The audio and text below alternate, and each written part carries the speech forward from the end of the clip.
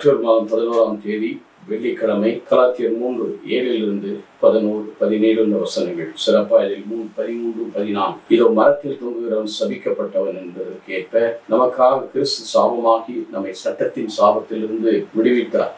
ஆபிரகாமுக்கு கிடைத்த ஆசீர்வாதத்தில் கிறிஸ்து வழியாக நாமும் பெற்றுக்கொள்ள தூயாவின் வழியாக நம்பிக்கை வழியாக நாம் பெறுகிறோம். ஆகவே சட்டத்தின் சாபத்திலிருந்து அவரே அதற்கு பரிகாரமாக சிறு மரத்தில் தொங்கி அதற்குரிய பரிகாரத்தை தேடிவிட்டார். ஆபிரகாம் வழியாக கிடைத்த ஆசி கிறிஸ்து வழியாக புறவினத்தாருக்கு நமக்கு கிடைக்க நாம் என்ன செய்யணும்? கிறிஸ்துவின் மீது நம்பிக்கை கொண்டு பரிசுத்த ஆவியை பெற்று நாம் நிறைவுக்குள் வாழ அழைக்கப்படுவோம். நல்ல தகப்பனே, எல்லா சாப கேடுகளில் இருந்து எல்லாவற்றிலும் விடுதலையாக இயேசு கிறிஸ்துவின் மீது நம்பிக்கை வைத்து பரிசுத்த ஆவியின் வல்லமையினால் நாங்கள் உண்மையான தெளிவுள்ள மக்களாய் நிறைவுள்ள மக்களாய் என்றும் வாழ கிருபை செய்யும். தொடர்ந்து காத்தருளும் நல்ல பிதாவே. ஆமென்.